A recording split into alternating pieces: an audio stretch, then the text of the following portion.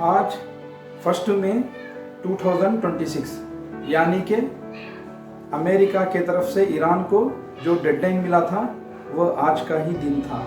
तो दोस्तों, क्या सीज़फायर एक्सटेंशन होगा या नहीं होगा वो भी बात करेंगे, और अब तक की क्या अपडेट्स है यूएस से, यूनाइटेड स्टेट्स ऑफ अमेरिका की तरफ से, और ईरान की तरफ से क्या अपडेट्स हैं वो भी जो है बात करेंगे।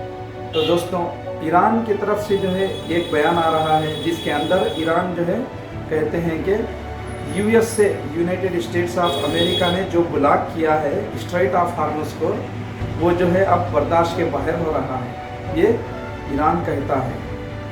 अब जो है बर्दाश्त के बाहर हो रहा है, हमारा सब्र जो है अंदर से टूट रहा है, यानी कि हर दिन जो है 500 मिलियंस ऑफ यूएस डॉलर्स का जो है नुकसान ईरान को हो रहा है स्ट्रेट ऑफ हार्मुज़ की वजह से।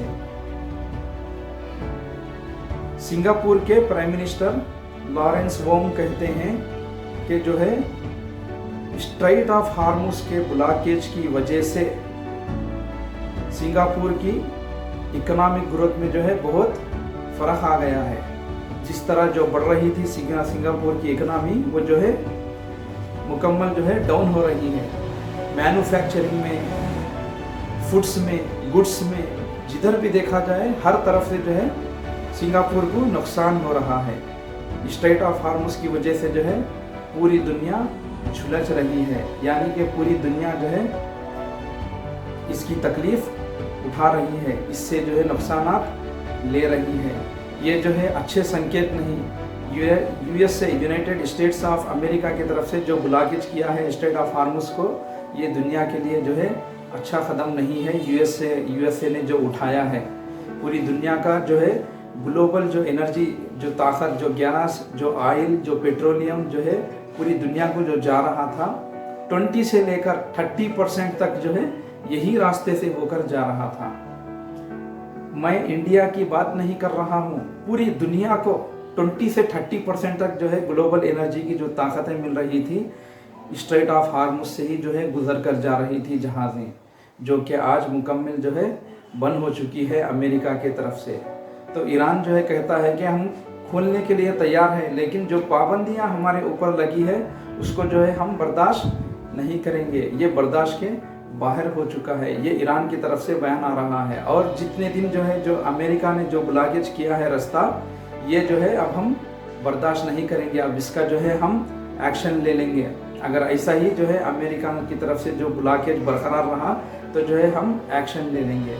तो दोस्तों, अगर यूएसए की तरफ देखा जाए तो यस्टरडे यानी कि 30 अप्रैल 2026 को, यस्टरडे में जो है नाइट इवनिंग के टाइम पे एक मीटिंग बैठती है, जो कि पूरे मिलिट्री जो है बड़े बड़े जनरल चीफ्स जो है उधर बैठते हैं यूनाइटेड स्टेट्स ऑफ अमेरिका के प्रेसिडेंट के साथ, यानी कि डोनाल्ड ट्रंप के साथ बैठते हैं।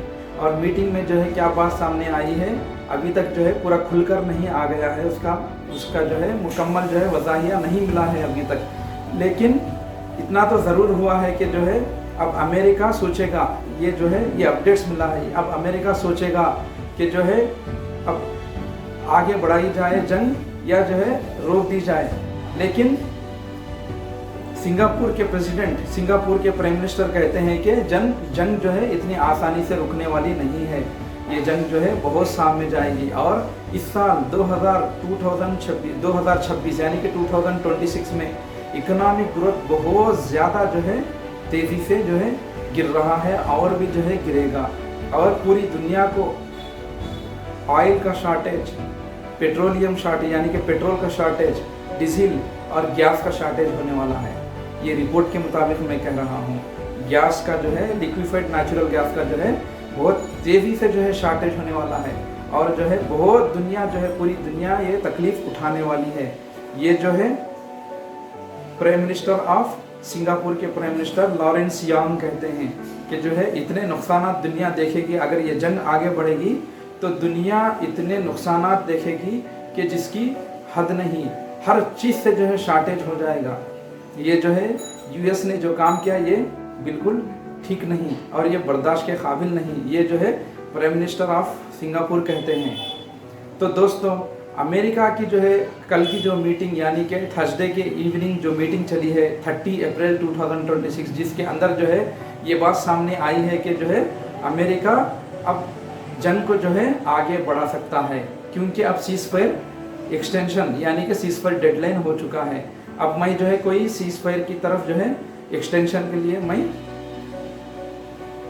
ये नहीं दे रहा हूँ, मैं जो है तवज्जो नहीं दे रहा हूँ, ये डोनाल्ड ट्रंप कहते हैं। अब मैं जंग चाहे तो जो है बढ़ सकती है, अब जंग जो है शुरुआत हो सकती है, ये डोनाल्ड ट्रंप कहते हैं। लेकिन और क्या होगा अपडेट, आज शाम तक जो है क्या अपडेट्स आएंगे ये भी मैं जो है आपकी खिदमत में हाजिर करूँगा।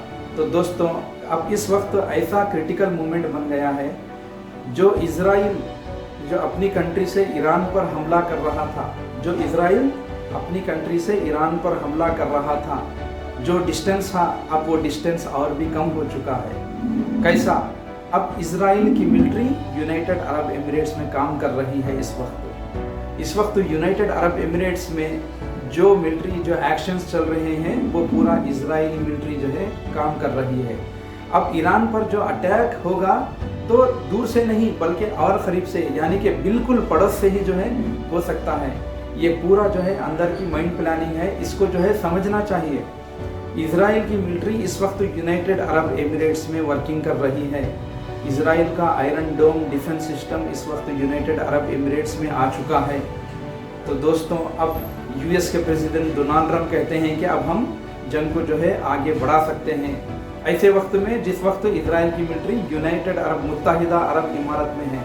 तो दोस्तों ज़रा सोचने की बात है, तो जो है आगे का क्या अपडेट्स होगा मैं ये जो है आपको आपकी खिदमत में पेश करूँगा। तब तक के लिए मिलते हैं, अल्लाह हाफिज़।